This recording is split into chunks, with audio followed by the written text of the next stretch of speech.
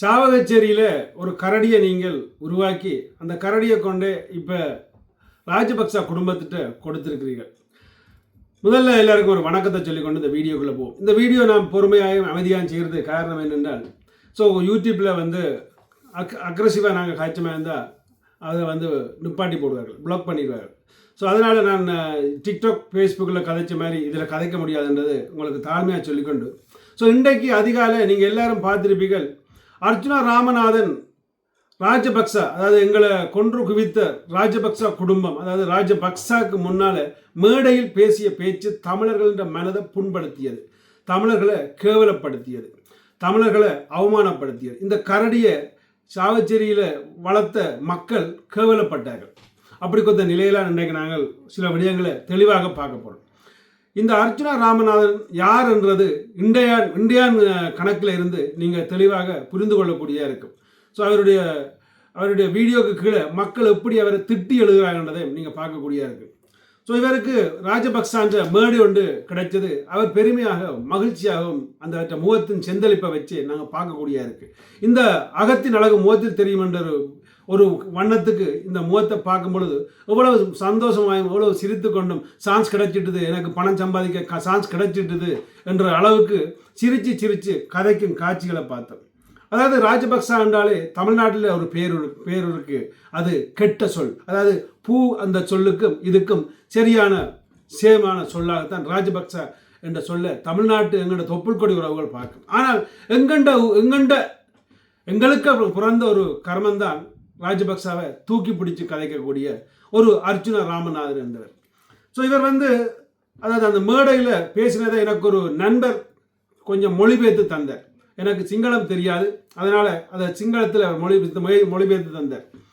தனக்கு சின்ன வயதில் இருந்து ஆசையாம், அதாவது சிங்கள மொழி படிக்க வேண்டும். நிச்சயமாக நான் மொழிக்கு எதிரானவன் அல்ல, பல மொழிகள் படிப்பது சிறந்தது. அதாவது எங்களுக்கு அந்த வாய்ப்பு கிடைக்கல, நீ படித்தாயப்பா. ஆனால் சின்ன வயது பார்க்க 2009 இனப்படுகொலை நடக்கும் ஒரு காலங்கள் வைப்போம். அதாவது ஒரு தமிழர்கள் கொல்லப்படுற யுத்தங்கள் ஆக்ரோஷமாக நடந்த காலங்கள்லாம் இவர் சின்ன பொடியனாக இருக்க வாய்ப்புகள் உண்டு. ஸோ அந்த டைமில் வந்து யோசிச்சு பாருங்க, இங்கே தமிழர்கள் உன்னோட பிறந்த சகோதரங்கள் உன்னோட பிறந்த சொந்தங்கள் செத்து கொண்டிருக்க, நீ சிங்களம் படிக்க தெரிஞ்சிருக்கிறாங்க.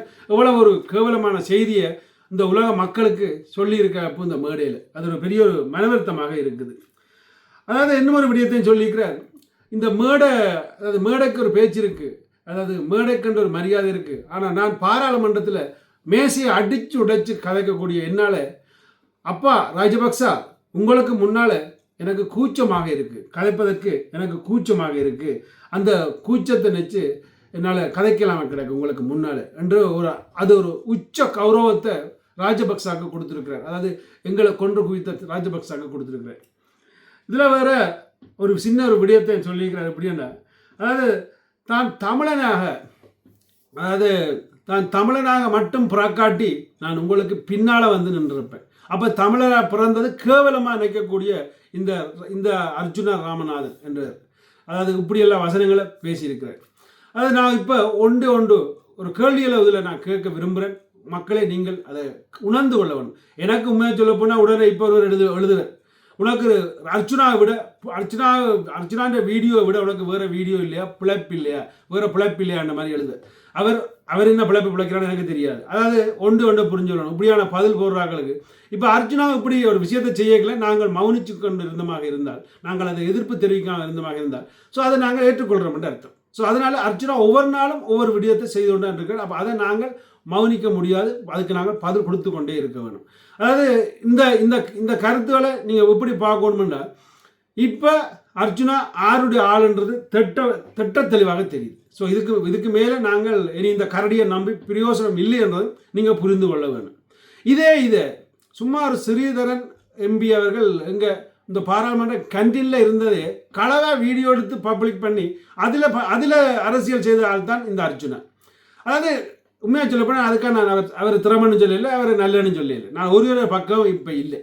அப்போ இது வேறு ஒரு அரசியல்வாதி செய்தால் இன்றைக்கு அர்ச்சுனா என்ன கத்தியிருப்பார், என்ன கதைச்சிருப்பார் என்றதை நீங்கள் முதல்ல புரிந்து கொள்ளணும்.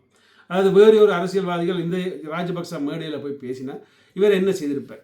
ஸோ இவருடைய அடுத்த அரசியல் பயணம் எப்படி இருக்க போகின்றது? அது இவர் இன்னொரு விடயத்தையும் அதில் குறிப்பிட்டிருக்கிறார். வடக்கு கிழக்கு மக்கள் எப்பவும் முணுமுணுக்கிறது வந்து ஜனாதிபதி ராஜபக்சா என்று முணுமுணுக்கிறதையும் அவர் குறிப்பிட்டிருக்கிறார் சிங்களத்தில். யாராவது நீங்கள் வடக்கு கிழக்கில் இருக்கிறார்கள், நீங்களா சொல்லுங்க, நீங்கள் ஜனாதிபதி ராஜபக்சாவை விரும்புகிறீர்களா? நீங்கள் அவர் வர்றதுக்கு அதை திருப்பி ஆள்றதுக்கு விரும்புகிறீர்களா? இந்த ராஜபக்ச குடும்பம் தமிழர்களை ஏதோ ஒரு வகையில் துன்புறுத்தியது, அழித்தது. ஆனால் அதே எல்லாம் முடிஞ்ச அப்புறம் மொத்த இலங்கையை இந்த குடும்பம் தான் அழித்தது.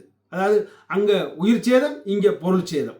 ஸோ அந்த பொருள் எல்லாத்தையும் களவெடுத்து கொண்டே வாழ்ந்து அது இன்னும் அந்த ராஜபக்ச குடும்பத்தில் அவருடைய மனைவியிலிருந்து அவர்கள் பலர் குடும்ப அங்கத்தவருக்கு எல்லாருடைய கேஸ் பதிவில் இருக்கின்றதை நாங்கள் பார்க்கக்கூடியதாக இருக்குது. ஸோ அப்படி கொத்தவருக்கு இவர் போய் சப்போர்ட் பண்ணுறாண்டேக்கில் இவருக்கு எவ்வளவு பணம் கிடைச்சிருக்கு, இவர் என்னத்துக்காக இப்படி வலிஞ்சு கதைக்கின்றார்? ஸோ இவர் ஏன் எதிர்க்க முடியாமல் ஒரு தவிக்கின்றார்? சரி, இப்போ ராஜபக்சா, அதாவது நமல் ராஜபக்சா 2029 வரப்போகிறார்.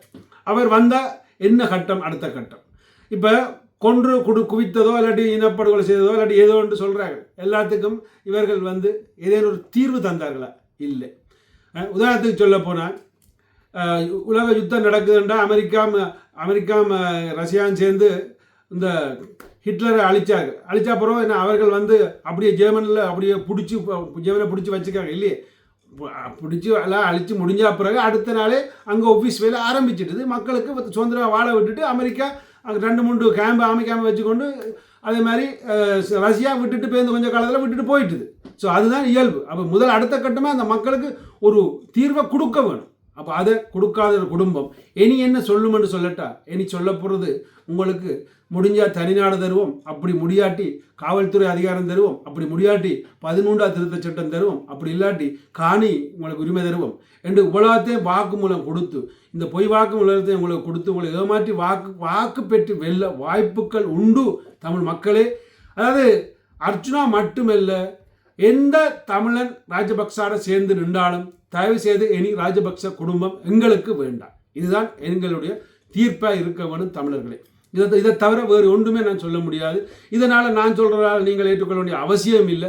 நீங்கள் விரும்பினா ஏற்றுக்கொள்ளுங்க, விரும்பாட்டி விட்டுட்டு போங்க. ஆனால் என்ன நடந்தது வேறு ஆட்சியில்னு தெரியும், இப்போ இருக்கிற ஆட்சியில் என்ன நடந்து கொண்டு இருக்கணும்னு தெரியும். இவர்கள் நல்லதா அவர்கள் நல்லதா இதுவரை நீங்கள் படிவாக தெளிவாக பார்த்து மக்களை கொஞ்சம் சிந்தியுங்கள். இப்போ அதாவது தமிழ் அரசியல்வாதிகள், திருப்பி நான் சொல்கிறேன், தமிழ் அரசியல்வாதிகள் என்று ஒருதரும் இல்லை, எல்லாம் இலங்கை அரசியல்வாதிகள். அதை மட்டும் புரிந்து கொள்ளுங்கள். அப்போ எங்களுக்கு ஆரட்டை போட்டு எடுக்கணும், எங்கே போடணும்ன்றதை யோசிங்க. ஒன்றில் புதிதாக ஒன்று உருவான அதற்கு நாங்கள் ஆதரவு கொடுங்க. அப்படி இல்லாட்டி எங்களை பொறுத்தவரையில் ராஜபக்ச குடும்பம் வேண்டாம் என்றுதான் பெரியொரு கொள்கையாக இருக்க வேண்டும். ஏன்னா இப்போ துவங்கிட்டார் ராஜபக்சான்ற மேடையில் பேசுகிறதுக்கு, இனி தொடர்ந்து பேசுவார். இதே அந்த நரி முகம், இதே அந்த வஞ்சக முகம், இதே அந்த கேவல முகம், இதே அந்த சிரிப்பு, பொய் சிரிப்பு, தமிழரை சாவச்சேரிகளை ஏமாத்திய பொய் சிரிப்பும் அதே பிரச்சனையும் கொண்டு திருப்பி இவர் பிரச்சாரம் செய்ய வரப்போகின்ற என்ற மாற்று கருத்தில்லை. உஷாராக இருங்கள் தமிழர்களே. புலம்பெயர்ந்த தமிழர்களே, பணத்தை கட் பண்ணுங்கள், பணத்தை எக்காரணம் கொண்டு கொடுக்காதீங்க. அடுத்தது இலங்கையில் உள்ள மக்களே, பணமும் கொடுக்காதீங்க, ஆதரவும் கொடுக்காதீங்க. இதுதான் என்னுடைய தாழ்மையான வேண்டுகோள். என்னாலேயே புலம்பெயர்ந்த தேசத்தில் இவ்வளவு வசதியாக இந்த சொர்க்கத்தில் வாழ்ந்து கொண்டு நீங்கள் இழந்ததை எங்களால் மறைக்கலாம் அந்தரப்படுறோம். அதாவது இன்னும் ஒரு கொஞ்ச காலத்தால் என்னுடைய புள்ள வந்து இதில் கதைக்க போகிறதும் இல்லை, இந்த வீடியோவில் அதை பற்றி சொல்ல போகிறதும் இல்லை. ஸோ அப்போ மெல்ல இனம் அழிஞ்சதும் தெரியாமல் போகுதுன்றதில் மாற்றுக்கிறது இல்லை. இனம் அழிஞ்சது தெரிஞ்சு அந்த ஆண்டு உயிரோட இருந்த இந்த ராமநாதன் அர்ச்சுனாண்டவர் பாருங்க, அப்போ ஆரோட போய் சேர்ந்துருக்கேன்றது. இது எவ்வளோ ஒரு வெக்கக்கேடான விஷயம். முடிஞ்ச வரை உங்களோட கருத்துக்களை பதிவிடுங்க. நன்றி, வணக்கம். ஏதேனும் உங்களோட அரசியல் இதுக்கு நான் தடங்களாக இருந்தால் என்னை மன்னிச்சு கொள்ளுங்க. முதல் நீங்கள் திருந்துங்க, அப்படி இல்லாட்டி விலத்தி நில்லுங்க, வெளியில் போங்க, வேறு யாரையும் விடுங்க, வழியை விடுங்க அரசியல்வாதிகளை. நன்றி, வணக்கம்.